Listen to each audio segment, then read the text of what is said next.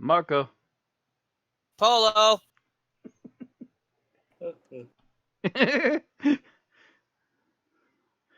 All right.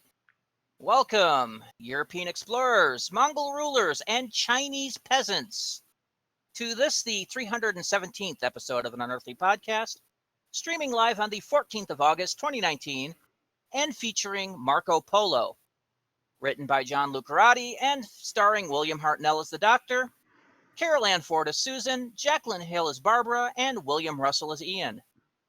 I am your host for this evening, Randy Ronson McCulloch, and with me on the panel tonight is our technical director, Mad Matt Winchell.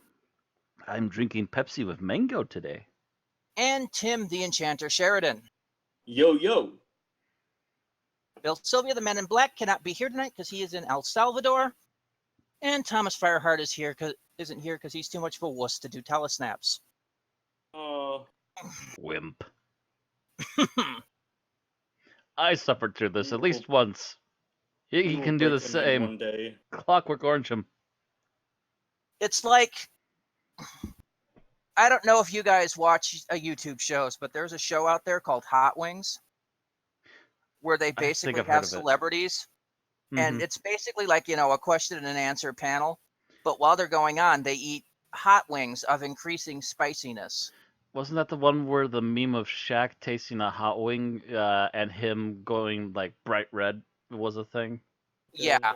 Yeah. Shaq actually had to tap out of that after 8 wings because they do 10. Mind you, I was watching it because Weird Al was on it, and he managed all 10.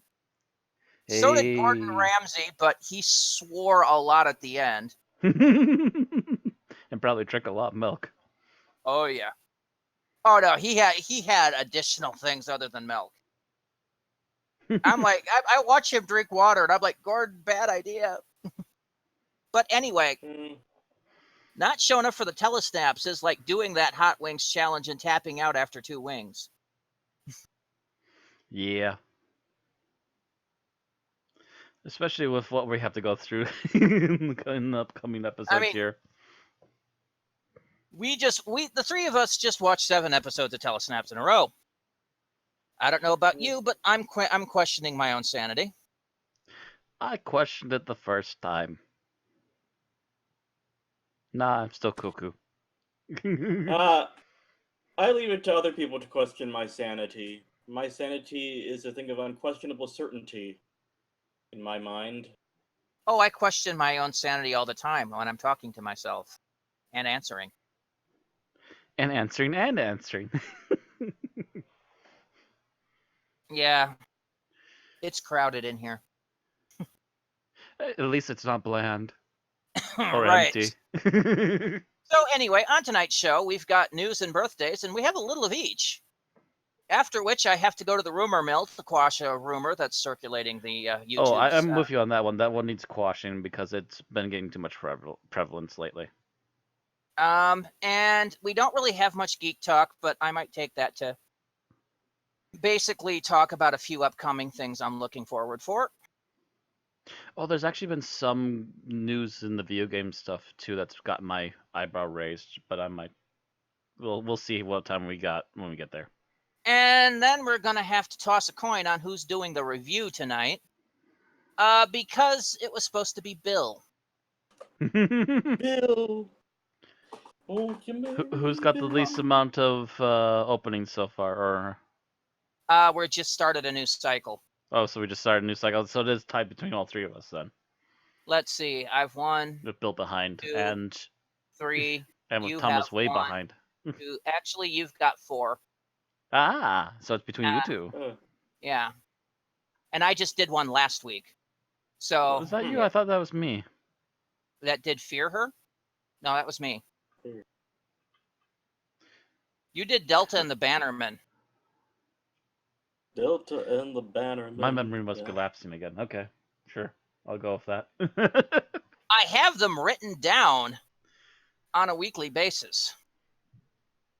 Anyway, yeah, you're not supposed to be due up until the Crusade. But yeah, Tim hasn't done it in a while. He hasn't done it since Warriors of the Deep, so We'll let Oh, Tim do boy. it, and we'll swap We're it gonna with let Bill. Tim do this, and oh dear. That's fine. We'll deal with it. And then Yep. we'll do our likes, our dislikes, our final thoughts, and our ratings. So let's get down into the birthdays. Starting with the 8th of August was the birthday of Terry Nation, writer and the creator of the Daleks, also the creator of Blake 7. Would have been 89, but died in 1997 at 66. The 10th of August sees the birthday of Kate O'Mara, who played the Ronnie in 86 and 87. Would have been 80, but died in 2014 at the age of 74. The next day, the 11th of August, saw the birthday of Rob Grainer, composer.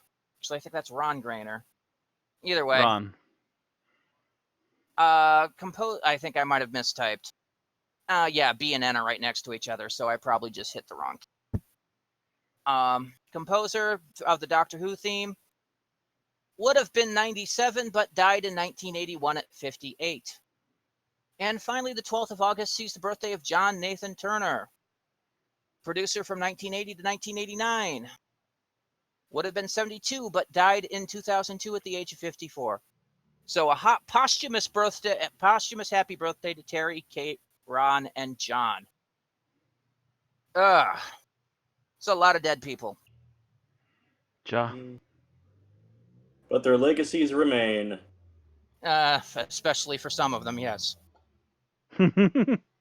Some of them more popularly remembered than others, and not always for the best things. And some of them only for the best things. So from there, we go into our news. We have no Series 12 news today. None whatsoever. Nope. There's a rumor, but I'm going to talk about that in the rumor mill. Yep. So we're going to go into our merchandise section and talk books. Books, yes. Merchandising. Merchandising, where the real movie money is made, yeah. Target Books, a division of BBC Novels, has announced a new collection of Doctor Who stories, titled The Target Storybook. This 15-story anthology includes stories from such people as Terrence Dix, Colin Baker, Matthew Waterhouse, Mike Tucker, Joy Wilkinson, Vinay Patel, Jenny T. Colgan, Jacqueline Rayner, Una McCormick, Steve Cole, and George Mann. Plus, the cover art mimics the look of the classic novelizations from the mid to late 1970s. Doctor Who, the Target Storybook, will be published on October 24th, 2019 by BBC Books, and is priced at £16.99. Now, if you don't know, Target Books was the guys that did the novelizations for most of the classic Doctor Who through the 1970s. Well, the mid to late 1970s and 80s. And one of the things they did is they had art that looked like it was kind of like a screen print, a black and white screen print of like a doctor's face or a companion's face with color artwork behind it. And this book is basically doing the same thing. Mm-hmm. They did a nice job, although I will say they seem to have cheapened out a little bit on Colin Baker. I think they might have used one direct from one of his old novelizations. Oof. So it might be lower quality. Well, it just looks like they did. I don't know that it's low quality so much as that they just literally domed his head like it's a slick afro, instead of actually like doing a proper erasing of the white outline around his head. Mm. And it actually goes not only just around his hair, but down to around the back of his neck. Whereas the others got a much better job than he did. I don't know. Hmm. Can't tell you why they did it that way. But yeah, this is has the look of an old book, but is a new book. Mm-hmm. And yeah, other than that one complaint, it looks nice, and it's interesting that they have actors and so forth from here from the show doing stories. Mm-hmm. That'll get some fan interest, and actually has my eyebrow raised. How much is this? Colin Baker's an artist as an author. Guess who he's writing about? Himself? The only Doctor he cares about. I'm going to write about the Sixth Doctor. Of course you are, Colin. Of course you are. Pat him on the head. All right. Okay, So $16.99. So probably somewhere around the vicinity of $20. 20 to 22, 22.50, yeah. Mm-hmm. Because then you also have to, think import prices, yada yada yada. And yeah, the difference between dollar and pound, and then probably the shipping price on top of that, etc. Yeah. Mm-hmm. All right, moving on to Big Finish news. Hey, Big Finish fixed their website, so we actually have news this week. For starters, the Eighth Doctor continues to try to survive the infamous Time War in Time War Volume 3. This time, the Doctor and Bliss must not only deal with the Daleks, but a newly conscripted Valeyard as well. Will this Oh. be it for our reluctant hero? The Eighth Doctor Time War Volume 3 is available now at £22.99 on CD or $19.99 on download. That could be interesting. Maybe, we'll see. I said could be. Didn't say it was going to be. Meanwhile, in the main range, the Sixth Doctor and Perry face off again against the Daleks in Emissary of the Daleks. Taking place on the Dalek-conquered planet of Omnia, the Doctor finds that there aren't many Daleks here. Why have the Daleks left the Omnians to rule themselves, and where's their main force? Doctor Who, Emissary of the Daleks is available now at £14.99 on CD or $12.99 download. And that, of course, is the monthly release. Mm-hmm. I love the retro gold Dalek behind them. Retro gold Dalek.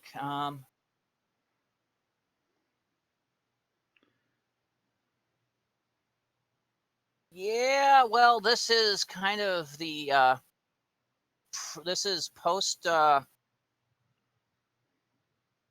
Revelation, I think, pre-Remembrance, so Mm-hmm. yeah.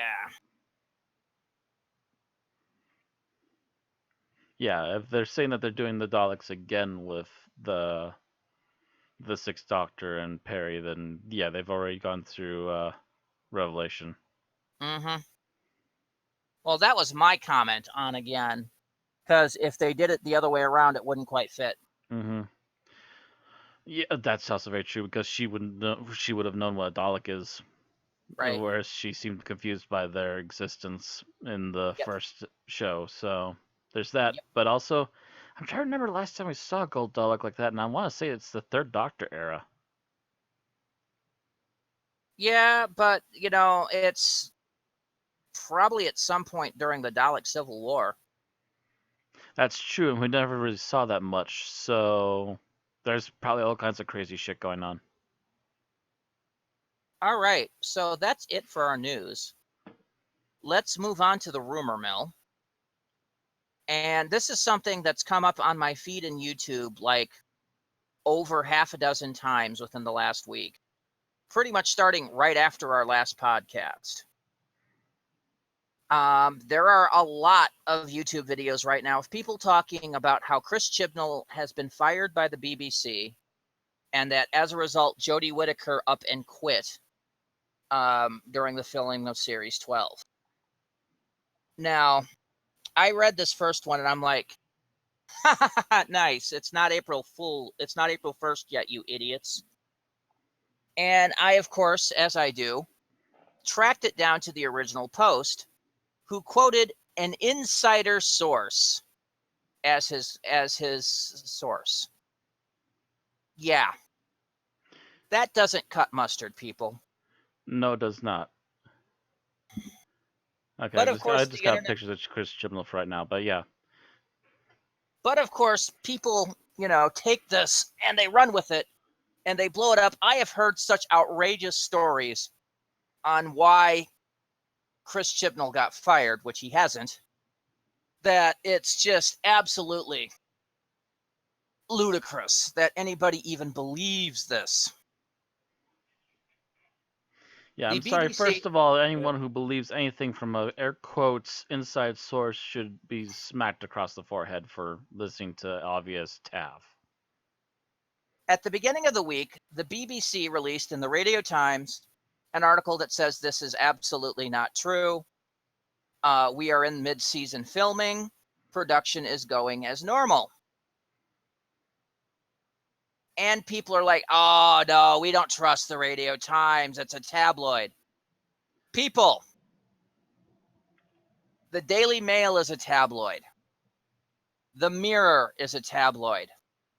The Radio Times is accurate more than those two put together. The Radio Times is at least what you might at worst call an entertainment paper.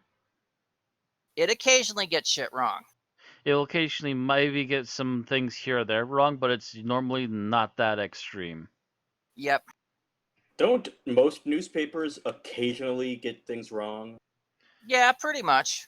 Occasionally, some of them worse than others because they'll jump on something before all the facts are out. Yeah, But and the radio, normally, really good ones in particular don't get that many wrong very often. it got stuff wrong more about Doctor Who during the Moffat era because Moffat was a ginormous troll. That's true as well. But Moffat's no longer in control of that, so... So the fact that the BBC is saying this isn't true means that the and BBC's on the thumb, or at original- least the fact that they're saying that's not true means at the very least that Chibnall is not going anywhere for this season, so stop complaining right now. Mhm. Now, And the stop, fact is and that- also you morons can stop your little glee dances. yeah, because that's been what it has been. It's a lot of these people that have hated Jodie Whittaker from the moment she was announced because she's a woman and outright hated Series 11, which there's a lot of things to hate about Series 11. I won't argue that. I won't argue, yeah. If people didn't generally like the season, I can't argue with that. That was a very hotly mediocre season.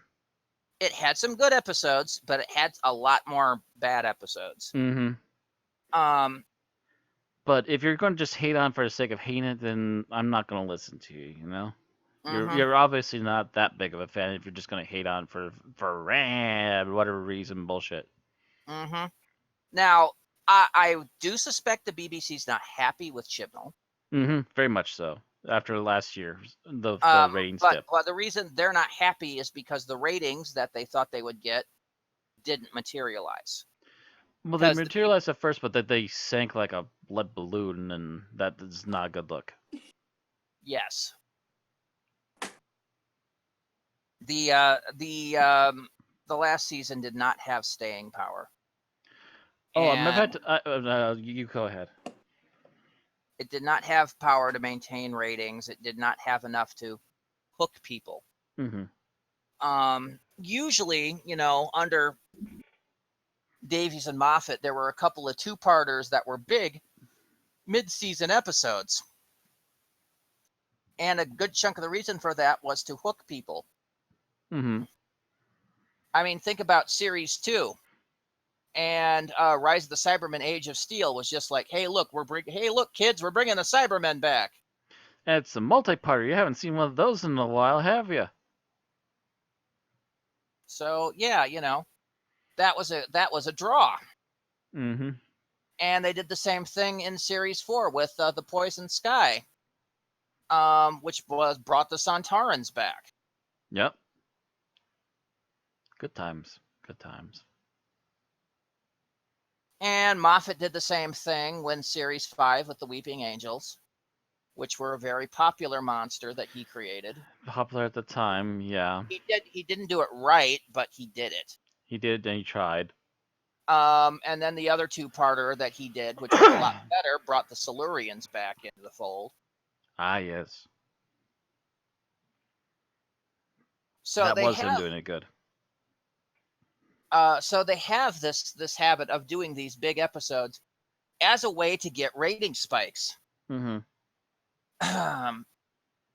Moffat learned when he did Series 7 and said, yeah, we're doing all single-part episodes.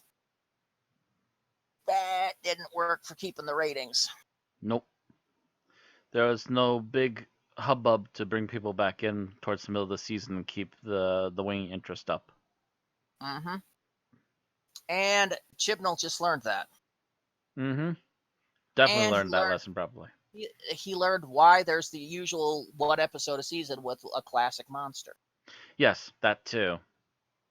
because you can't always run the treadmill and keep everything new and interesting. You need to give the fans a throwback because fans love continuity.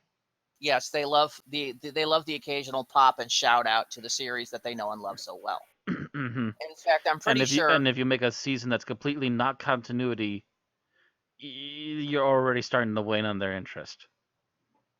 I'm pretty sure after the ratings for Series 11 came in, and the BBC looked at it, they sat down with Chibnall and said, "Fix this." And Chibnall sweated bullets for a bit and said, "Okay." I have heard rumors to the effect that the Cybermen are coming back this season for Series 12. Ooh. So, and we had a Dalek, of course, for the New Year's special. Mm-hmm. So that was actually a really good Dalek episode. So if he knows what to do, he'll put that Cybermen resurgence in the middle of the season to get that proper ratings pop. Or maybe something to fake tease it and then just go wait till the end of the season and walk away to the shadows again. Now, you don't want to have it so that, there's they need to have a pop in the middle. They do need a Something pop, but can't say for sure what that pop's going to be though. Mm-hmm. We have to wait and see.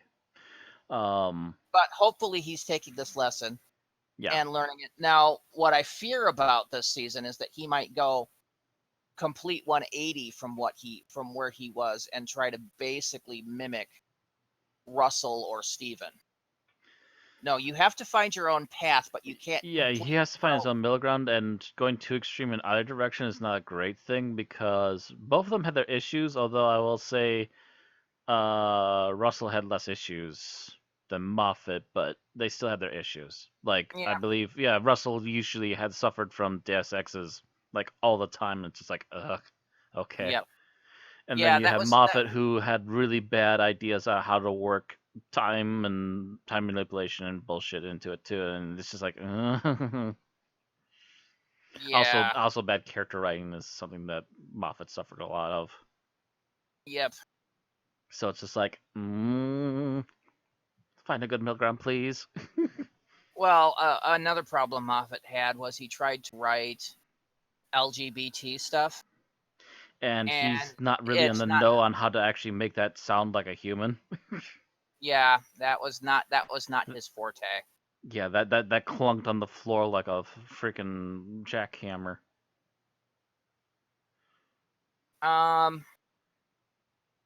So yeah, that was kind of his major issue was he tried to do write for styles he didn't know. His safety box was the Moffat loop, the bootstrap paradox. And after you've seen that 3-4 times, you're just kind of like, no, I'm done with that. Seen it. Have the t-shirt. Bored of it now. Bye.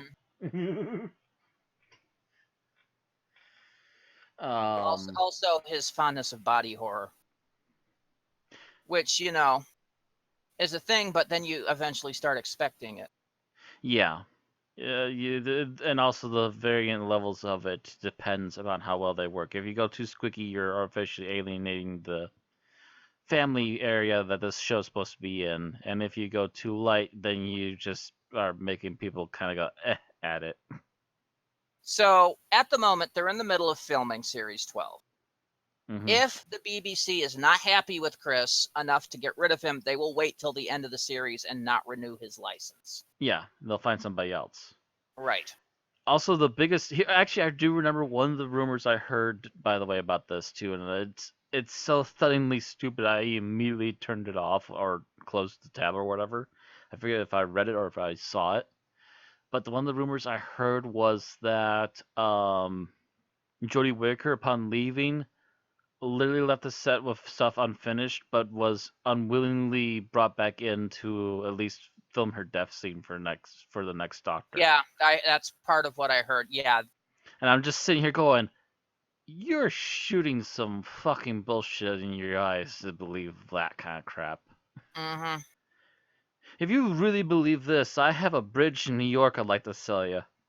Yeah, and I heard one of the reasons why they quote fired Chris was because they insisted he bring the Daleks back for this season, and he came up with some plot about a female Dalek, and I'm like, seriously?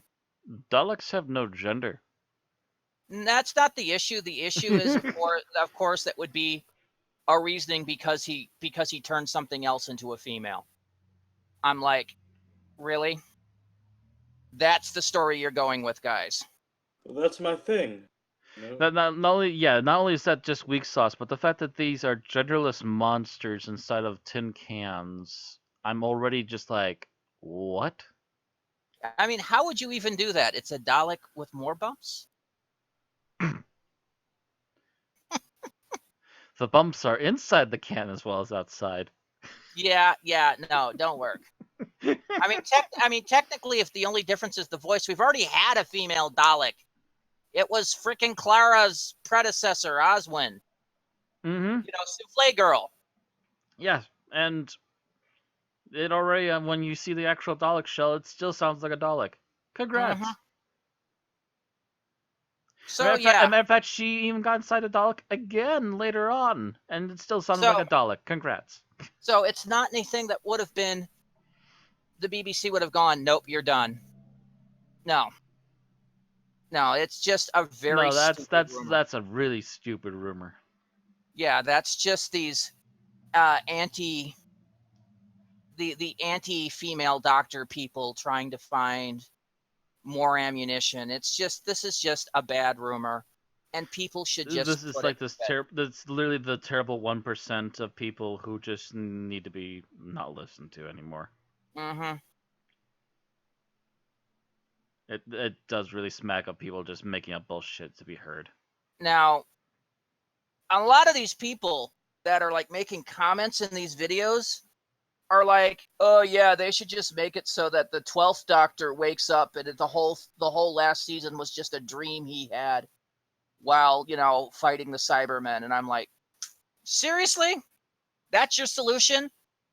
Turn this into Dallas? No. The Doctor wakes up to find Nardole in the shower.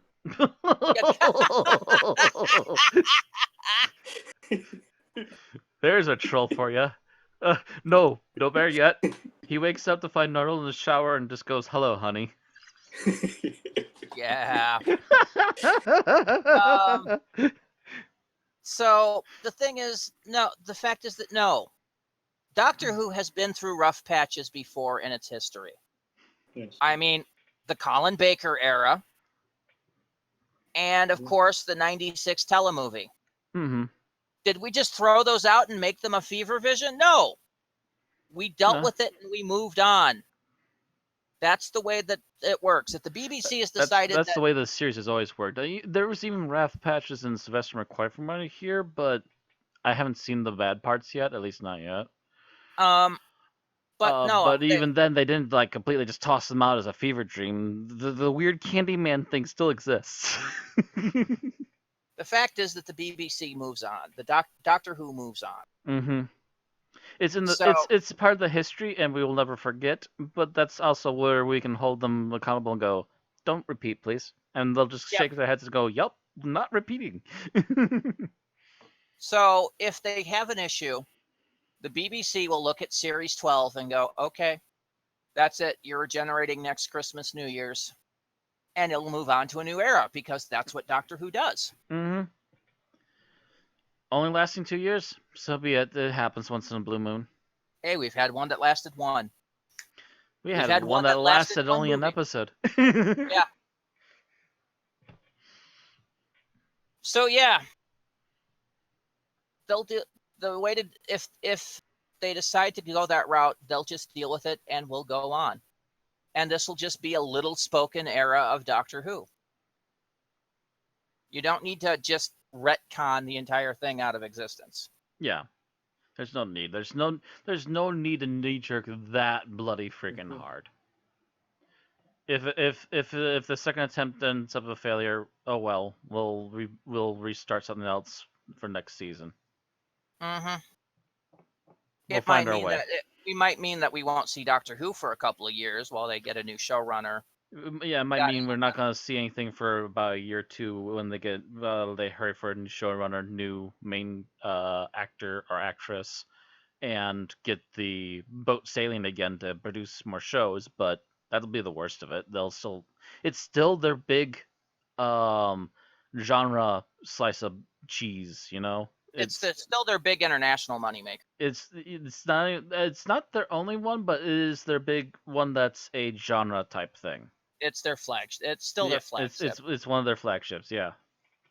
Well, I might think it is the flagship now because their other one was Top Gear, and that went. Yeah, that's fallen to the wayside after they switched the guys out. Yeah.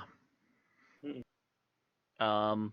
What else did they have? They had a couple other ones, but I think they might have ended and started up in other shows now, I suppose. On the international market, I can't think of many other ones. I mean, Sherlock is technically not theirs. It belongs solely to the production company that Moffat and I think the Gatiss other big worked. one for a while was Orphan Black or something like that, but that's kind of ended and they're maybe doing specials. That wasn't big enough to be a flagship, but yeah. It was big, mind you. But it wasn't flagship. It made some waves, but it wasn't like super huge, and they've ended the series and they're doing like specials. Yeah, because I think there's only 2-3 series of that. So. Mm-hmm. I think most of their major stuff is like news and talk shows. Yeah. I'll admit their talk shows are more interesting than ours. Yeah, the Graham Norton show. Mm-hmm.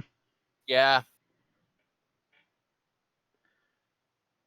That is some of the weirdest stuff I've seen. I miss a couple of the shows that they gotten rid of because they used to have one called Don't Mind the Buzzcocks. Oh, Buzzcocks, yeah. And I freaking loved that show because it was just off the wall music. I especially liked it when they'd get a guest host who I knew. Mm-hmm. Like the time they had David Tennant and the other time they had John Barrowman. Mm-hmm. Both times were hysterical. I still occasionally load the clip of the music you should have heard. This is the Mr. Blobby theme. And they start playing it, and one of the hosts is just like, turn it off! Turn it off! Turn it off! And frickin' Barrowman's just dancing in the chair. Like a frickin', like the frickin' hyperactive... crazy little man that he is. Yes. I was trying to find a different analogy, but my analogy system failed me. Anyway, this rumor is complete garbage. Don't listen to it. There's officially nothing here. It's all vapor. It's all bullshit. People are making a bunch of hyperbole out of one liar's fat mouth. That's all it is at the moment. Ignore it. If you don't see it on DoctorWhoNews.net, don't believe it.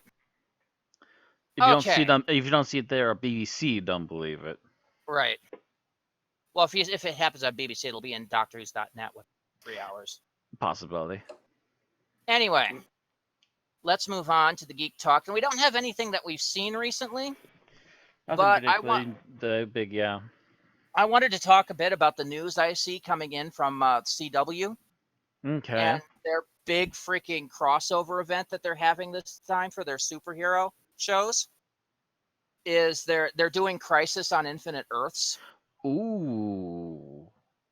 And there's some big news with this. First of all, they're launching a new series this fall, Batwoman. Oh yeah, I saw the trailer. It was not that good.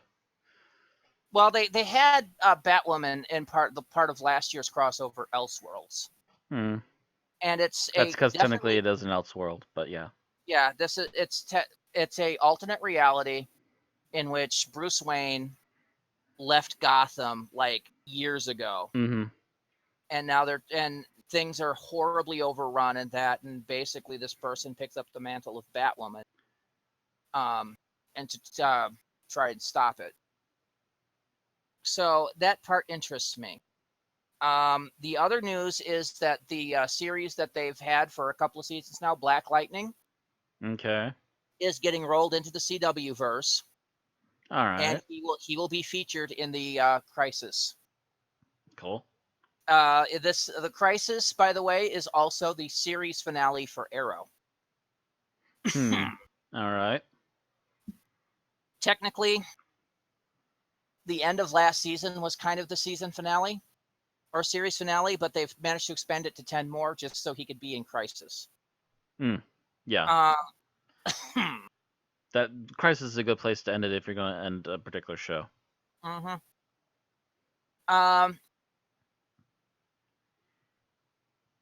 But the big news is the guest stars that they are getting for this series. Okay. First thing that got my attention is that we will be seeing an older Bruce Wayne in Crisis. Woo! You know who's playing him? Oh, I believe you mentioned that last week in Borderlands. It's oh gosh, it's the voice actor. Kevin Conroy. Kevin Conroy, yes. The guy that's played Batman in the entire DC animated universe. Mm-hmm. And in the Arkham games. Yep. He's basically been Batman for most of our lives. Since I was in my really early teens, yeah. Just about. He's Batman, yeah. He's now gonna be legit on-screen Batman. Well, he's gonna at least be Bruce Wayne. We don't know if older Bruce Wayne sounds that they might be doing I dare you to keep him out of a giant metal suit. Well, I'm wondering if they're actually doing more of a Batman Beyondish kind of thing, where he's, old Bruce Wayne. Yeah, and his last outing as Batman was him in a big metal suit. But we had more news this time. Superman, there's multiple Supermen we're going to be seeing. Not only the guy that's been playing Superman on Supergirl, okay, but we're also going to see Brandon Routh, who plays Adam on Legends of Tomorrow, but was also Superman in Superman Returns. Oh. Will be donning the blue suit. Also joining as a Superman is Tom Welling, the guy who played Clark Kent on Smallville. Oh. And he's also being billed as Superman. Is he actually going to be in the suit? That's apparently so. Wow. He's had a change of opinion since he quit. Yeah, apparently. Interesting. All right. So, yeah. And Burt Ward is going to be in the crossover. We don't know as who. But you remember, that was the original Robin from 60s Batman. Please be Nightwing. Please be Nightwing. I don't know. He's way too old.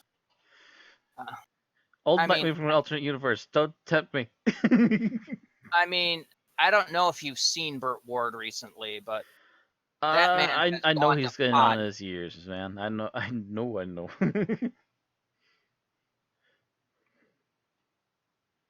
He does the occasional ad for one of the stations I watch on over the air, and it's like, wow, he's kind of gone to pot. Actually, a matter of fact, I just happened to think of this now. Red Letter Media did a best of the worst, and they actually had a movie of him in it. And the box dared to say that it's the best role he had since Robin, and they're like, you know what? They might be right. Yeah, it's not exactly. But yeah, so holy cow, that's a lot of. That's a lot of who's who there. Yeah, that's a lot of who's who from people that have played DC characters in the past. So, wow. Also, the fact that once Arrow's off the air, apparently CW is going to fish around for a new super title. For to replace Arrow in their lineup. Rumor has it, and this is just pure scuttlebutt, is you've all seen at least like a little bit of Arrow, right? I've seen tidbits, yeah. They've been making hints about the character John Diggle. in the last couple seasons. One of which is when we got alternate reality Flash in Elseworlds, who, by the way, was played by the guy that played Flash in the 90s. Mm-hmm. When they first saw him, he looked at John Diggle and goes, "Where's your ring?" Oh. And we've also learned that his stepfather's last name is Stewart. Mm. So we are wondering if they're leading up to him becoming John Stewart Green Lantern. That could be interesting. Now, this is just speculation on our part. Yes, but We're it not could be saying interesting. that would be interesting if they gave him his own series. Also, I would add on top of that, that might be extremely freaking expensive, depending on how they do that. Depending on how they do that. First of all, there's no need to make the lantern suit CGI. No, that was something silly that they came up with for the one movie, and obviously it didn't work. But the fact that they're doing on the same budget, shrinking and growing, and all this other stuff that they do in like Legends of Tomorrow, I think they could pull off Green Lantern on their budget. Maybe I would have to see how they're doing those other shows lately. Yeah, you'd have to watch yourself some Legends. That's my favorite of the series. Just a whole team that fucks up until they get it right. That is basically how they've been doing the last couple seasons of Legends of Tomorrow. I have to watch the remainder of last season because they teamed up with what's his face? The Demon Hunter guy. The guy that used to have his own series. John Constantine. Constantine joined the Legends. So that was kind of awesome. But yeah, the chemistry of that group is really interesting. So I enjoy Legends. I was not thrilled with the other 3 CW main entries last season because they just kind of dragged me down. Yeah, that's been pretty much my feedback from my buddy Mike, and I think he's been trying to stop trying to watch them right now because he's just like, oh, fuck this. Apparently Supergirl got better once they brought in Lex Luthor, which I haven't gotten to that part yet. Not according to Mikey. Really, Bob freaking loved Luthor. Apparently Mikey was just continuously annoyed. The character that they brought in for Flash, Excess, last season, apparently was a 1-season character. And I was not too thrilled with her because she seemed to have 0 character development. The fact that she would learn a lesson and then forget it by the next week. Like the beaver. Yeah. And then Arrow was just kind of depressing. Because you got into the point where they should have ended it, where everybody had a happy ever after, or at least a moderate happy ever after, and then they basically spent the last 2 seasons in an ongoing train wreck. So, Arg. It's like, you were happy, yes. Ollie and Felicity got married, and now their marriage has gone to shit. Well, that went fast. Yeah. Seriously, who's writing this? Joe Cheese? Nah, it's Fred Fox. So That's literally a credit name from a video game.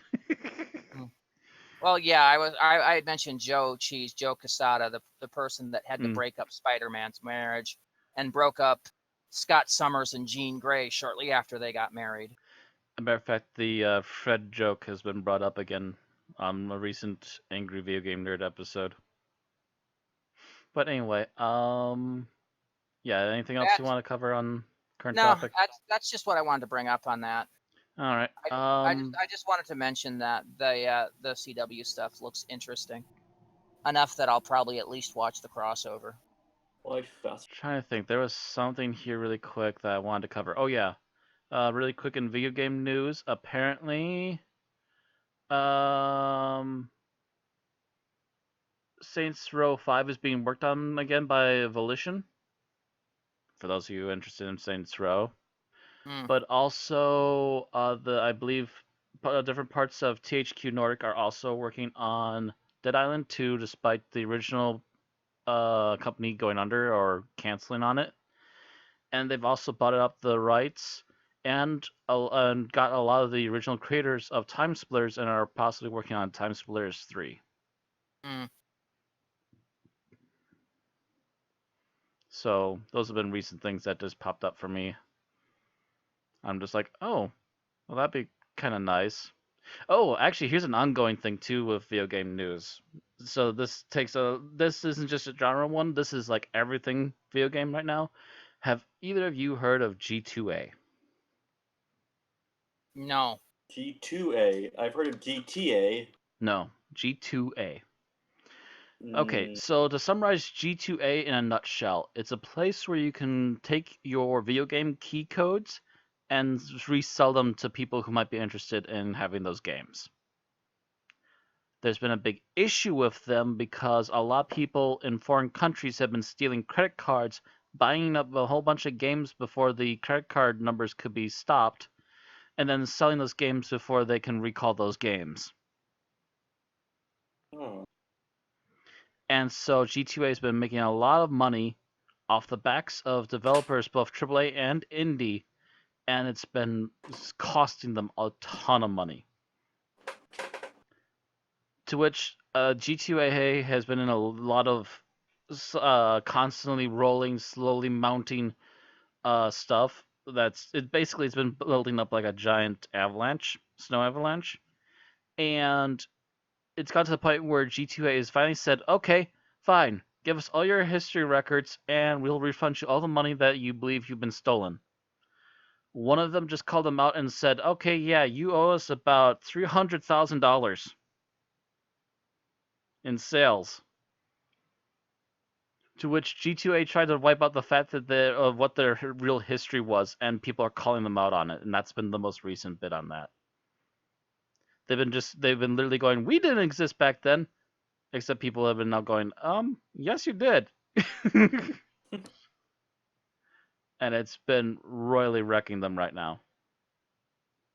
I get the feeling that this G2A is not going to last very much longer. And it's been around, I want to say, since about 2011, 2012.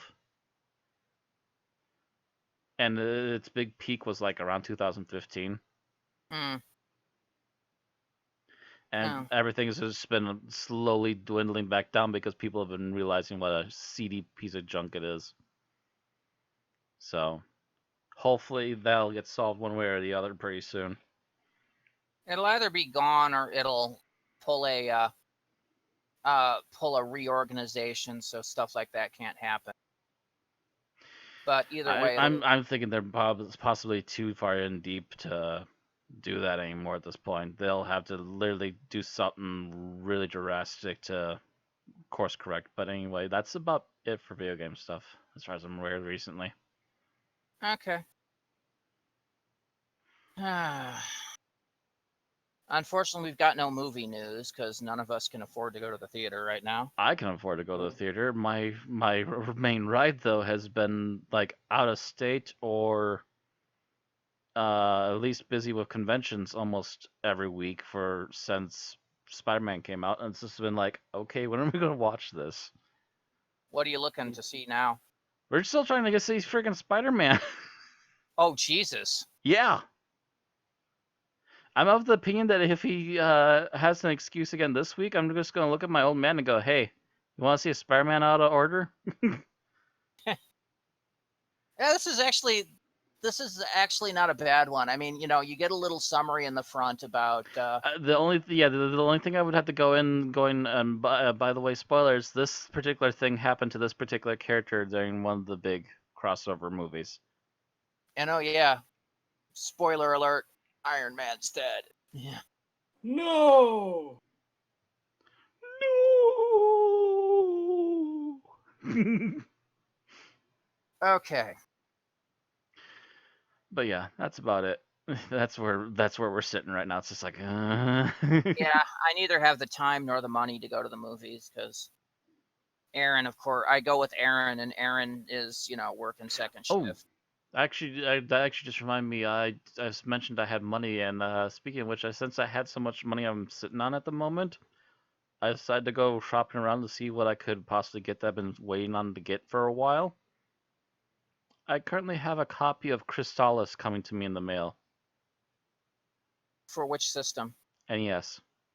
Ah, the classic one, because they also made a Game Boy or GBA one. Yeah, they made a Game Boy Color one, and the music apparently sucked. Yeah, that's what I was going Yeah, to say. and I'm like, nah, we're getting the NES one if I'm gonna get a copy. And oh, look at that! I found a decent price one. You know what? If it's the plastic boxes they're presenting there, I'm perfectly fine with this thing coming as is. Yeah, I've played the hell out of that old NES version. I I used want to it so I own it. can play that, and then I want to do what I want to afterwards is that there's a more recent game. What is it? It's called Evil Quest, and it very obviously borrowed a lot of the art style Mm, while being its own different game because the main character is essentially a villain that's dethroned and is trying to come back to power again after escaping a prison. that's not even a original plot. It's not an original plot, but it does borrow a lot of the like level up system and collecting power ups and so forth from Crystalis, and like I said, borrows a lot of the art style. I'm just like, I kind of like Evil Quest for what little I played of it. I wouldn't mind playing it some more, but I would like to also get Crystalis out of the way too, because it's almost the same game, style wise at least. Yeah, Crystalis was a great 80s game. I'm surprised. Who was it again that made that? SNK. I'm surprised Yeah, SNK never made another one. I think they went out of business shortly afterwards. No, they're still around, dude. I know, but I don't think it's the exact same company. I think it's one of those people that the company went out of business and was bought by somebody else who resurrected the label. Not that I'm aware of. It's been the same SNK forever, as far as I'm aware. It's the same SNK that made Fatal Fury and King of Fighters. No, the current SNK is the successor to the original SNK. Hmm.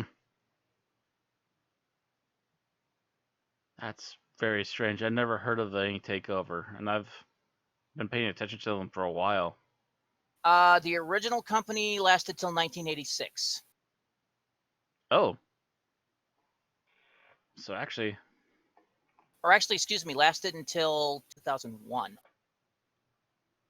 And then the oh, current company started in 2001 and lasted till present. But it's not the it's while it's a that's weird. success. They still had a long time where they could have done that, though.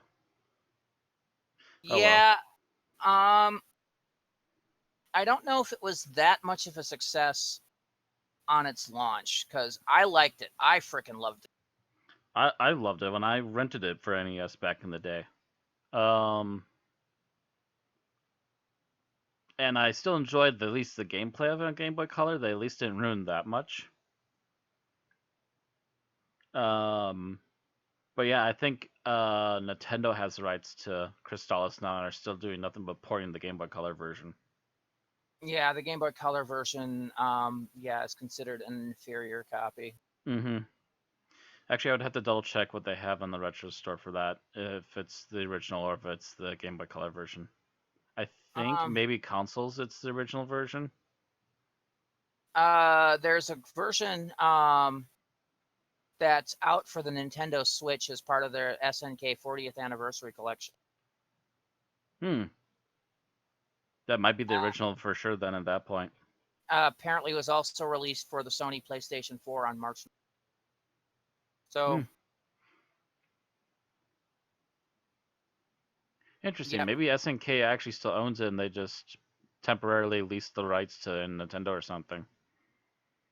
could be that one of the writers died or something. The director producer was Kazuto Kono. Um, yeah, yeah. The original Nintendo version is the better version. It's yeah. Anyway, I think we've spent Yeah, enough time. we've devolved off on Crystalis for a while. Although Yeah. I will say it's a fun sidestep. So we don't have any movie news. Nothing else That was the movies, only nothing TV else news. games. Although I will say Krypton looks kind of interesting, but kind of What not. was that? Bob was showing me some scenes. Apparently, in one of the latest episodes, they get transported to another planet where they run into Lobo, and they actually did kind of a really cool job on Lobo. I think I remember seeing like a rough trailer or something for Krypton. I can't remember what's up with that show. It's a guy from Earth.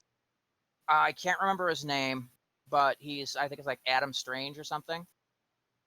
Winds up on Krypton during the Zod War. Okay. And so General Zod's the bad guy. Jor-El, I think, is one of the good guys. Mm-hmm. And so it's basically him trying to find a way home while, doing his best to help his friends in the war. It's If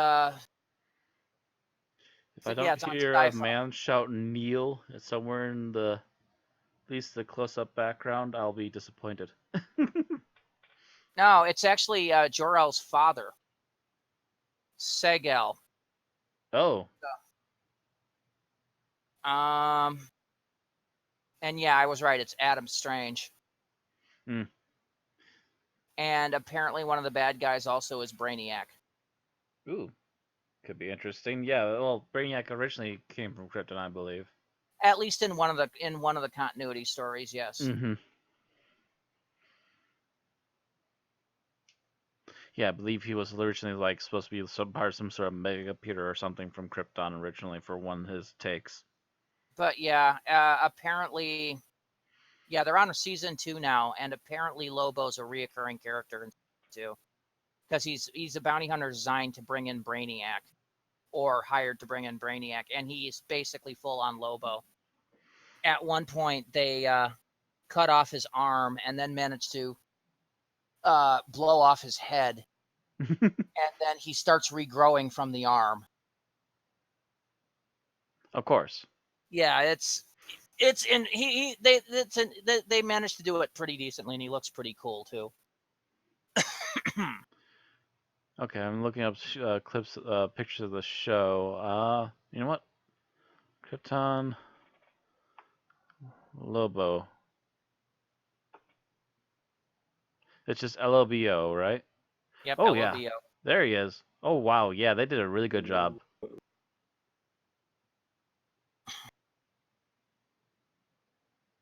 And they got his dialogue right, although he has slight accent, but it works. I think no matter what, every version has a slight accent of some kind. I think didn't the animated series give him like an Australian accent or something? Yeah, and this is either an Australian or an English accent, but it's thicker. It's a bit thicker than normal. Okay. Yeah. Oh, that's right. It's on Sifi. That's why my brain is hemorrhaging, because my brain doesn't want to willingly remember anything from Sifi being good. Sci-Fi's had a few things. I mean, Eureka was great. Yeah, and I could never catch it. That's your problem, man. Nah, it's also that I couldn't seem to ever find a schedule that they were ever staying on for that show, it felt like to me. And its spin-off Warehouse 13 was decent too. Oh, Warehouse 13 actually was the big one that I was trying to always catch and never could. Yeah, it was a spin-off of Eureka. Seriously, I swear to God, they're on Netflix, man. Just take a weekend and start watching. Trust me, you'll be hooked. I would love to, but I also have a series of movies I need to get through. And I'm still behind on those. I got like 6 movies behind me right now. Anyway. Let's move on now to our episode summary. Okay, Yes. episode summary. Let All me right, get the stopwatch. I'm going to take a little verbal break while Tim apparently tries to break my hamster. Yes, I was All not right. expecting to do the summary, so I'm not quite prepared, but that's never stopped me before. You actually prepare? No. Visualize it, Tim. Visualize it, Tim. Are you ready? I'm visualizing, okay. All right. Started in 3, 2, 1, go. Okay, so the original TARDIS crew, the Doctor, Susan, Ian, and Barbara land on a mountain, and they say, "Oh, look, we're on a mountain." And then they run across some Mongol people, and one of them says, "You're evil demons. You must be killed." And Ian says, "No, we're not." "Yes, you are. You're disguised as human beings." But then a guy shows up and says, "This is this your caravan?" As he points to the TARDIS, and the TARDIS says, "Yeah." And the guy who shows up says, "Yeah, well, I'm Marco Polo, bitches, and I'm taking this caravan to Kublai Khan, because if I give this flying caravan to Kublai Khan, he'll let me go home to Venice, and I really want to go home, because I'm homesick and all that jazz." So the doctor says, "Well, since you stopped that other guy from murdering us, we can stick around for a bit." And Susan meets a Chinese girl, or not Chinese, Cathay N, because the word China apparently didn't exist back then, and named Ping Cho, who Marco Polo is taking to the capital for an arranged marriage. She's going to marry a 75-year-old man who is apparently very important. But anyway, they begin the long, arduous journey across the Gobi Desert through the empire of Kublai Khan, who is the Mongol Empire. And every now and then, the warlord Temujin, or not Temujin, Tegan, the bad guy of the story, tries to sabotage the work because the bad guy is actually working with the other uh, a neighboring country who wants to go to war against Kublai Khan and the Mongol Empire. And I think it's the other way around, that the Mongols are ones trying to kill them. But anyway. oh yeah, like well, someone's trying to get killed, and someone's trying to die, like. But then, Actually, they're both Mongols. Oh, okay. You've got one Mongol tribe, that have taken control of China and have become kind of partially assimilated by their culture. And then you've got the other group, which is Nogai, which are still the wandering Mongol horde. So yeah, they're both technically Mongols. yeah. So so he's trying to delay Marco Polo's caravan's arrival so that Nogai is can move into position to attack the Kublai Khan's forces. During all this, Ian, Barbara, Susan, the Doctor keep trying to get the TARDIS back from Marco Polo, but Marco Polo has taken the keys to the TARDIS, and he's keeping them because he insists that making a gift of it to the Khan will let the Khan make the Khan give him the right to go back to Venice. Eventually, they all show up at the Kublai Khan. The Doctor tries to win the TARDIS back from the Khan in a game of backgammon. The 75-year-old man that Ping Cho was going to marry drinks something and dies from it. the what was his name? Uh, Takagan, Takajin, Taganan. Taganan, Tagana. Yeah. Tagana tries to kill Kublai Khan, but is defeated in an epic duel for the ages by Marco Polo. Marco Polo slips the keys back to the Doctor, and the Doctor and company get in the TARDIS and vamos. And the Khan and Marco Polo stand around saying, "Yep, well, that's the thing that happened. Okay, the end." All right. Actually, you did it better than I thought. 5 minutes 23 seconds. Oh boy. And There was Yeah. an interrupt by me in there, so that might actually take the 23 seconds. maybe a smidge of Yeah. it. We were Alright. trying to help him along. This episode, for as long as it was sort of like short on like linear plot. You know, it was like just to quote Homer Simpson, it was just a bunch of stuff that happened. We'll get into that. Okay, so let's talk about what we liked about it first. And ooh, I forgot to do this. I'm a bad boy. I'm Oh, a no. naughty boy. Been a naughty Randy today. Yeah, I can. Don't worry, I can do this quick. Cause gee, there's two of you. Oh, heaven forbid! Heaven Why'd I have to forbid. flip a coin? Flip a freaking coin. And Matt, you go first. All right, going first. One thing I will say, and it's been brought up a couple of times, that this episode is absolutely beautiful. There's gorgeous sets. There's really good costume pieces, period ones at that, and they're not British period, which is not normal for them to have a lot of costumes like that around. They're not Europe. Period. Yeah, not European period, which is not normal for Britain to, which is what Britain has normally got around. This is Asian because period. they'll have period French, period Italian, period Spanish. But and yeah, they'll have period English and so on and so forth, but not usually Asian costumes around. And especially not the Chinese region either.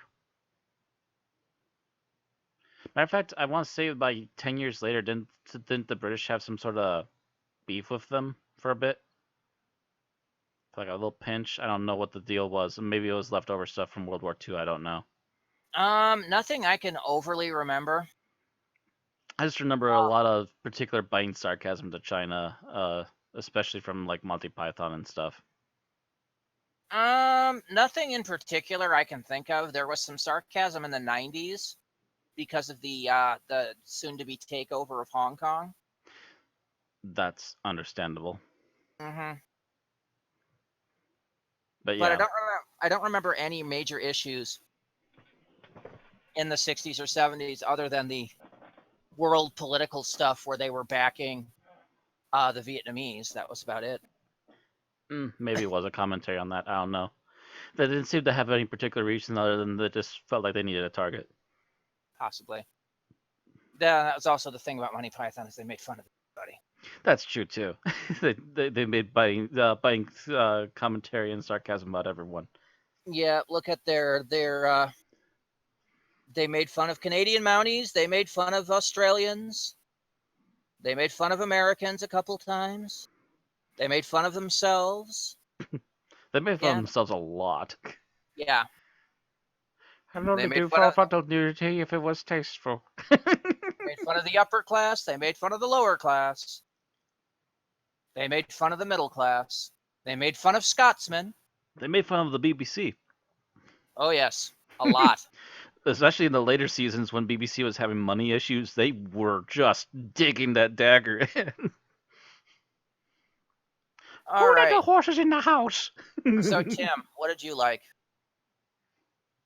I actually liked the plot device of hearing Marco Polo's thoughts as he writes his journal, because usually in the historical episodes, it's all about the character's reaction to the historical figure they've met. You don't really get a chance to go inside the historical figure's head, and I thought this was a refreshing change of pace for that. All right. Yeah, I have to say Yeah, that wasn't one of the things that bothered me. So yeah. yeah, especially when their journal entry would go into maps, Yeah. Mhm. and you know it's almost like early Raiders in a way, or Almost, yeah. It made it interesting. Yeah. It's a nice touch and a nice way to at least fast forward the plot. And all right, so what I liked for English actors playing Chinese people, they did a remarkably good job in many cases. Mm-hmm. Especially like, Kublai Khan and oh God, what was his name? The one Tim couldn't pronounce or couldn't remember. Tigana. Tagana. Yeah. Yeah, his is the name I needed to look at in order to remember how to pronounce it. And he was played by Darren Nesbitt. Kublai Khan was played by Martin Miller. Wow, these are like the least Asian sounding people ever in the world. Yeah. I am looking at the names of the list of people, and Chen Chu, played by Jimmy Gardner. Malik, played by Charles Wade. Yeah, Ling Tao, there's played not by a Paul non-English person in Carson. the group. It's kind of weird that they had an issue trying to find enough Asian people for Talons. Well, let's remember Talons of Wang Chiang. Like 15 years later, still couldn't find. Yeah. Yeah, that's what I'm saying. Is that it's unusual that they couldn't find enough talent for Talons of Wing Chiang in the same way, but Now, I think there was a little racism in the British acting in the day. that's a possibility. There might have been also the possibility that maybe all the talented people were kind of gone at the moment, Mm-hmm. and they literally had no other choice but to, for lack of a better word, yellow face it. But I do enjoy the fact that they managed to at least get a full decent cast on this one. Yeah. And it wasn't as obvious Mm-hmm. as, If they were faked. say, Talons of Wang Chiang. Mm-hmm. Yeah, I think that I chalked that mostly to the writing. All right. So what we disliked about the episode, other than the fact that it's missing its video. Other than missing its video. Yep. This sucker. That's kind of an obvious. That's such an obvious. It's obvious, but this also it does tie into the visuals a little bit. But this is obvious even if we had the visuals. This sucker's way too freaking long. It's 7 episodes. Yes, it's 7. This if you would have trimmed out the fat and slimmed this down properly, this would have been an easy 4 episodes. I feel. It felt like they repeated a lot of shit, and there's a lot of side stories that didn't need to be there. You could have trimmed this down and made it faster. You mean like how many times they try to retake the TARDIS and fail? Yes, in particular. Literally, the first 3 episodes of them trying to do that could have been summarized down into 2 or maybe 1.5. At least 2 for sure. Starting to feel the touch of get on with it, right? Yeah. That's where the tedium sets in, and that's where probably you passed out. It's just like, oh, for hell's sake. Yeah, I think it was when they were in that temple. I was like, yeah. Yeah, once they got to the Emperor, I was riveted, but yeah. Mm-hmm. Yeah, it's the very beginning, the very end that were doing really well. It's that middle part where they didn't seem to know what to do with themselves. That it's just like, oh no. They're introducing a sandstorm. Mr. Science Theater flashback. Sandstorm. Oh dear. Get me out of here. All right, Tim, how about you? What didn't you like about it?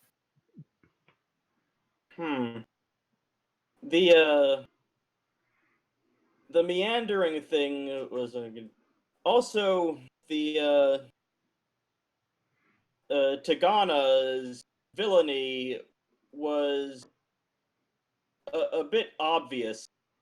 And he steals mine. Oh, I'm sorry. It's like the they did have times where they tried to address it, like when Marco Polo did that thing where he said to Ian, "Well, Ian, Tagana is an emissary from this man who's trying to make peace with, and you're just a stranger from nowhere who just showed up. Who would you believe? Believe?" It was like, yes, it was like, uh, that might hold more water if Tagana didn't have a mustache that he was twirling the whole time. Or Right?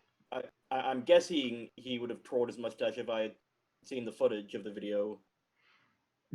I had not only would I expect him to be twirling it on video, I expect him to be twirling it twice as much as he's just sitting in the background watching characters talk.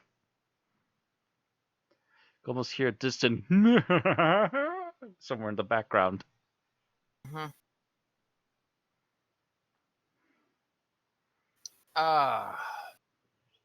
So my thought about that is I would have preferred it if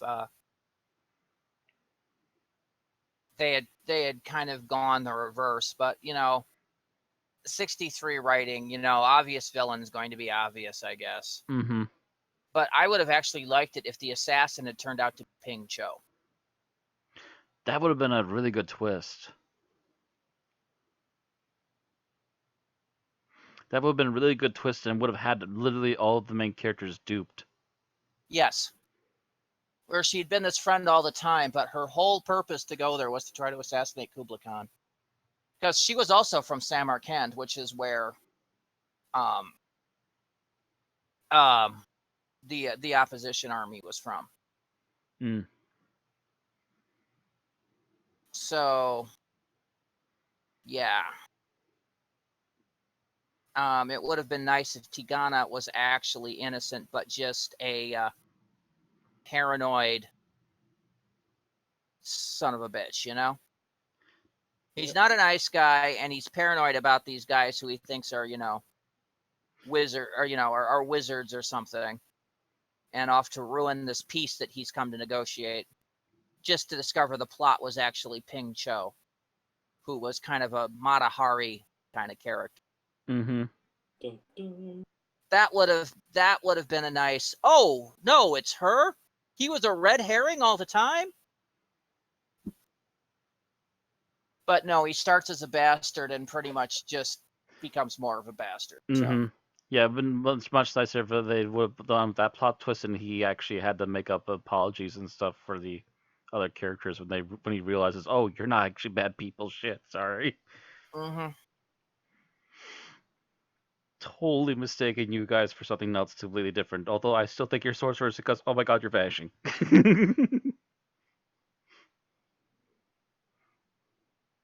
It would have been at least interesting. They're good Anyway. wizards. Yeah. That would have been a much better twist. Is that Let going to the be it for twist- you, Randy? Yeah, I'm just tagging onto Just Tim's. tagging on to Tim's. All right, favorite scene. Matt, Oh you're first. gosh. Favorite scene. I've got a couple, so. I'm trying to remember a particularly favorite scene. I've seen some pictures of the sword fight, and that looks like it would have been really good. But sadly, as it is, there's like maybe one or two stills. Mm-hmm. But it sounds like it was really epic, and it looks like it could have been really fun to watch. It's either really epic or really lame. It's hard to tell.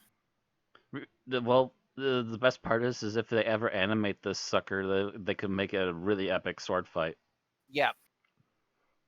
Either way.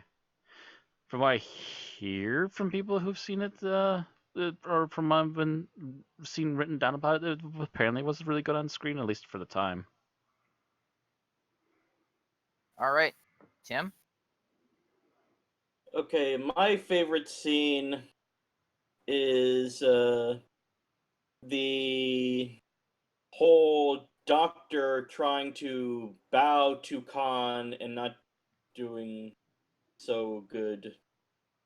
Yeah, because of his back. That was one of mine. Yeah.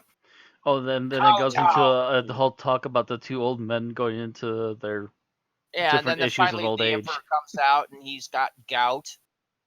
Yeah. So he's hobbling around on a cane and going, oh, you know.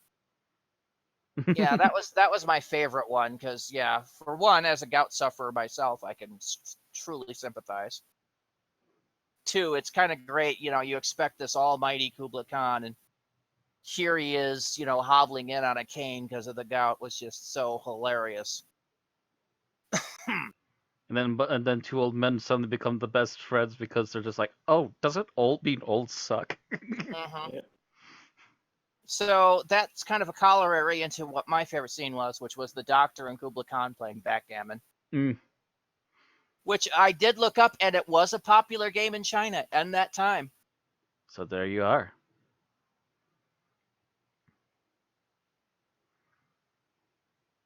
Can't say that I didn't check their history on this one either. Yeah. I They, mean, they, they, backgammon is like 5,000 years old. It goes back to like Sumeria. mm. So backgammon's fucking old. And just watching those two play backgammon, it's just like, okay, so I've got this. All right, so I'll Speaking of, I trade it think all. I think the only thing that I can question for the time of this is maybe the swords they had because they all were using scimitars by the look of it. Uh, And yeah, I've actually seen a legit thing on Marco Polo's sword at the time, and it was your basic Chinese straight sword. So it's just like, maybe he got later in life. I don't know, but yeah, the weaponry seems slightly off. But then again, 60s trying to be historical. They don't get everything, but at least they got majority of it. I think they might have gone too curved. Chinese swords at the time, there were slightly curved. Yeah, they were maybe ever slightly curved, but there's still a lot of straight ones too. So yeah, it's questionable on the weaponry, but everything else like costuming and other historical little factors seem to be pretty close to right. Yeah, and they were using straight swords at the time. Mm-hmm. Yeah, Uh, Romance of the Three Kingdoms. yeah, well, Look how long those kind of that's weapons have been around for that's them. 1,000 years prior. But that But particular weapon did experience a resurgence mm-hmm. I was gonna about say that that might have been a long time ago, but you don't forget where the good quality stuff was. time. And then yeah, the swords they were using were about 100 years too early because the Dao becomes popular Yeah. in the 1300s, and they were popular. Eh, the Dows were used. The early Dows were used up to 1279, It's and it's still suspect.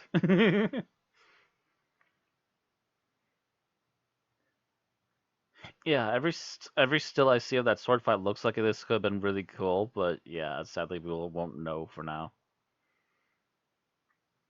And the best we can hope for is that maybe someday it'll be animated and they'll do a really nice job with it.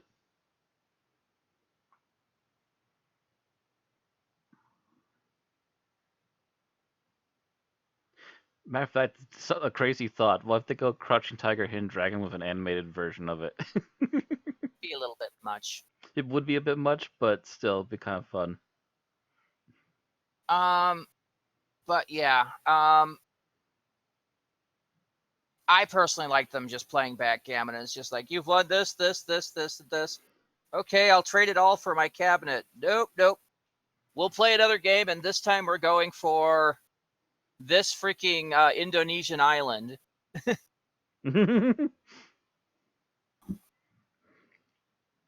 And the It's fact that like, the doctor has that long of a straight bit of luck, and oh, as usual, luck always turns on him when he thinks he's about to fix something. He got too confident. Mm-hmm. Either that or the Emperor was absolutely snowing him. Yeah, it could be the fact that the Emperor was playing him for all this, and it's like, oh, you want that thing, huh? Okay, we'll try it. Oh, look at that. Got all my stuff back. Sorry. Oh, don't worry. Grandfather will win back the TARDIS. The Doctor comes out in a barrel. Hers is my child. This is why we don't go to Vegas, my child. Yeah.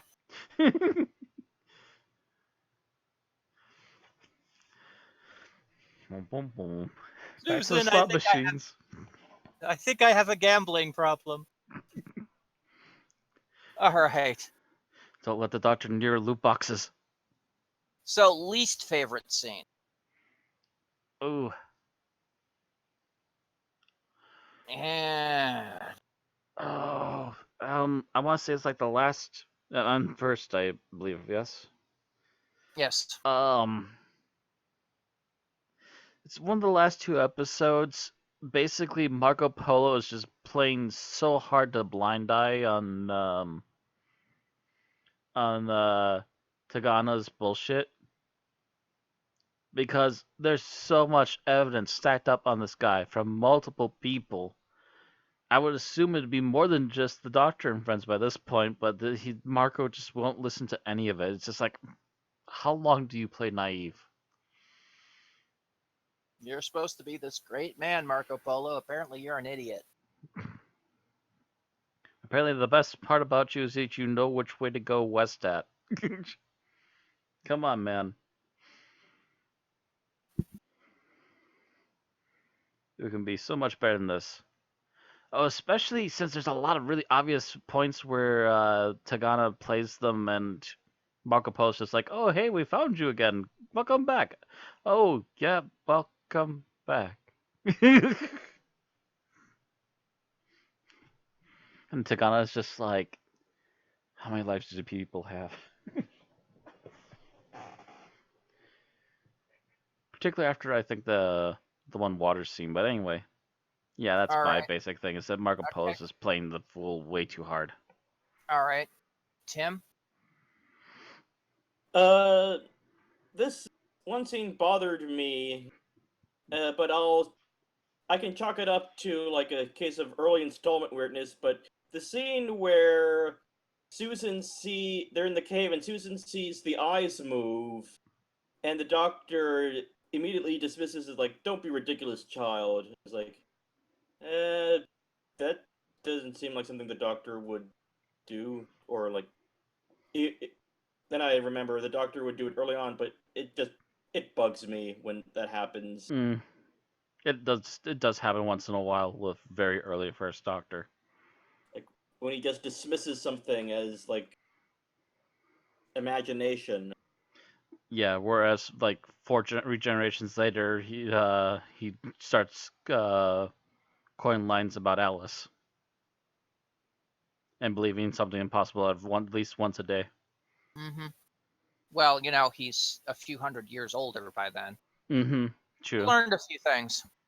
Learned a few things. I also got hit in the shins a few times. And even, in the future, even in his fourth incarnation, something will happen and he's like, oh, no. But then usually he'll think about it a couple seconds later, And just go, oh, wait, maybe there is something to that. Yeah. All right. So mine is the moment of stupidity by Ping Cho, where she gives all of her money to this guy that she doesn't know to try to book passage back to Samarkand. And of course, the guy looks seedy and disreputable and turns out to be seedy and disreputable and steals her money. I'm like, really? You naive little...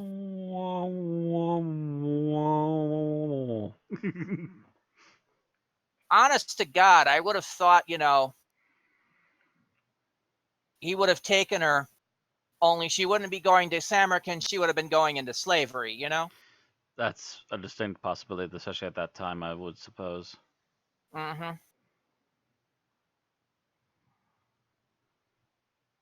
But of course, they're also trying to play it a little more safe for family. Yes, I know, but I mean, that's the kind of stupidity that she was showing. Yeah, that's the kind of thing that would have landed you in a bucketload of trouble no matter what. Yeah. Mm-hmm. So it's just like, oh my God, stupid move. Yes, you give him some money. You don't give him all the money until until the deal is done. And you usually don't go to somebody that fucking disreputable. Yeah, this is why you only give a certain percentage up front. It just, for me, it's like, oh God, I can't believe you're that dumb. I understand you're naive, but there's limits. I can't remember now. Was this eye patch guy? Yes. Ah. Yes. Like, Yeah, that guy was about as reputable as could be. The guy comes out, it's like, yeah, you just got scammed. Oh, that was all my money. she was led Idiot. astray by his pet monkey.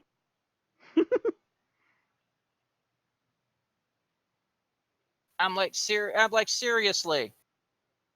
You are so going to wind up some freaking brothel slave because you're that fucking stupid.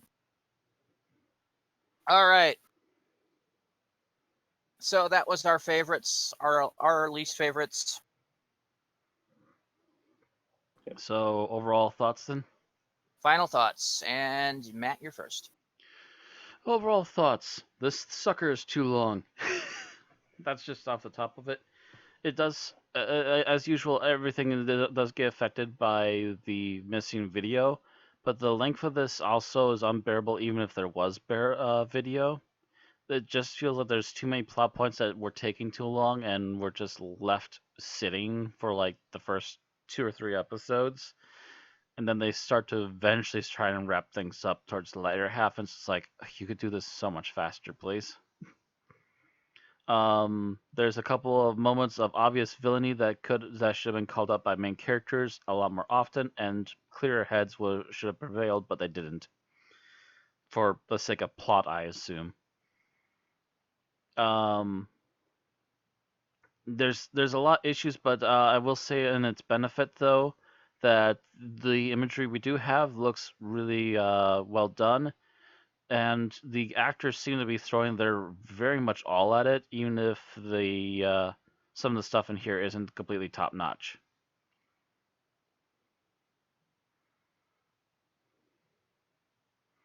I Okay. guess that's the majority of my thoughts. Okay, I'm sorry. I was checking some production part. No, this was made to be a 7-part serial from the beginning. Yeah, and it's way too long-winded. While developing it, the guy got stuck at 4th episode and used actual materials from Polo's memoirs to pad out the plot. Okay. But all the comments on the designs. The serial's designer used Oriel Stein's Ruins of Desert Cathay and Nelson E. Conway's Chinese and Indians architecture for research of 13th century designs. Excuse me, I'm supposed to be picking up Aaron, except I'm not. So let me kill that. Turn it there off. we go. Turn it off. Yep. 12 o'clock, except she's working overtime, so I don't have to worry. Working overtime. Working. So they actually looked up historical stuff to design the settings too, so that was cool. Anyway, Tim, your final thoughts. Final thoughts. My main problem with this serial wasn't the length so much as that it was just meandering throughout, like without any real drive. It was like they were wandering aimlessly through the desert. Which they kind of were. Yeah. Except But, they had a goal. It just took them forever to get through it. Mind you, the Gobi Desert's freaking huge, but still. They were literally using plot devices to move it along. They could have moved it along further. Yes. The character of Marco Polo himself was fascinating. I loved his arc, despite the fact that there were times when he was, like we agreed, informed, stupid, and blind to the obvious treachery around him. But the character of Ping Cho and her friendship with Susan was well done. The only time that I sort of felt uncomfortable with the portrayal of the Asian character was with that guy who played the way station owner that and but that was just one thing. He didn't bother me that much. I just kind of figured he was probably a eunuch.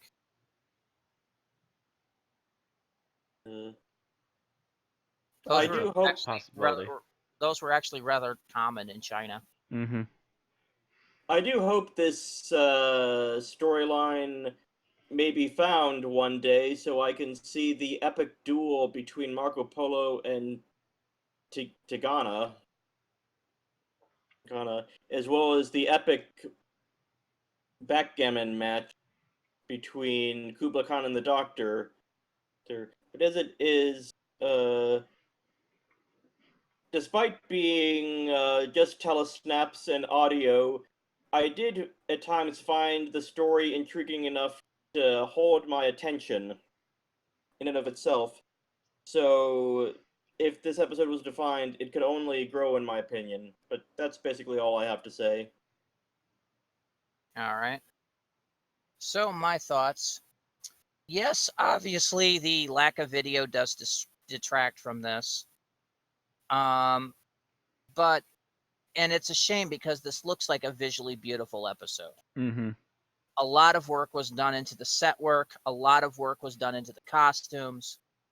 Some of the outdoor scenes you could tell was a studio with a matte painting in the back, but that's kind of par for the course for 60s TV. Just as long as they were doing it properly, then it doesn't like show the seam in the wall, then we're actually doing pretty good for what's considered on Doctor Who. Mm-hmm.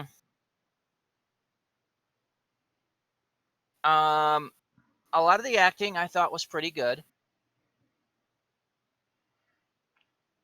There were a couple of acting roles I thought were a little underdone. The major domo guy that finds Ian and Ping Cho, I thought could have done a little better, and the Empress I thought could have done a little better. But other than that, most of it seemed decent. Yeah, this looks like it probably would have been a good, bordering on great episode if it had been a tad shorter and they had the video intact. Yep. And may I make one final critique? Sure. All this mention of Kubla Khan and not a single mention of Xanadu. Shame. What were they thinking?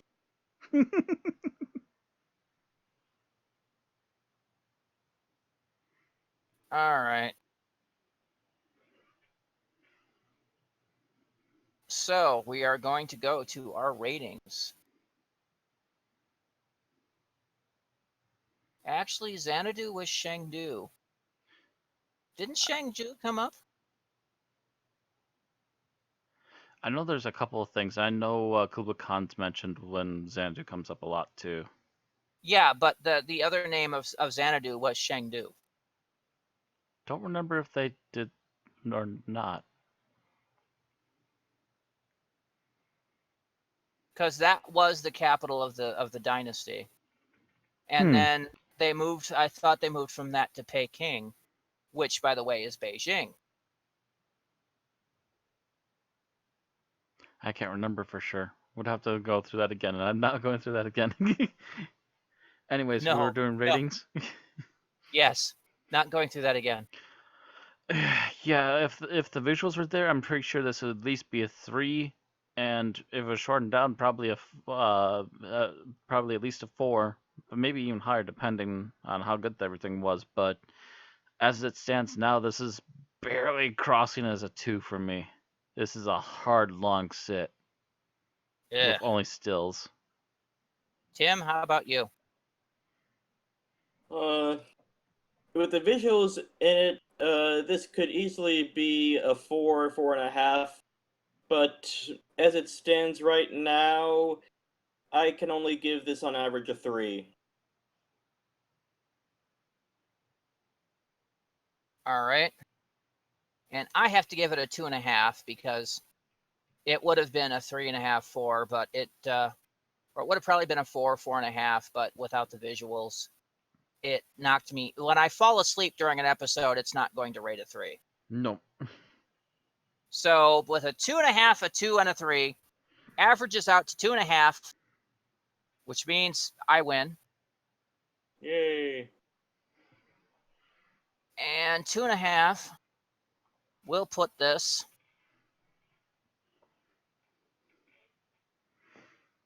pretty damn low on our list. It'll come in at 280 out of 306. It is on par with the Sontaran Experiment. It is better than Time Flight, The King's Demons, The Impossible Astronaut, Day of the Moon, Listen. God, we hate Listen. Yeah, we Let's did Kill not like Hitler, Listen. and A Christmas Carol.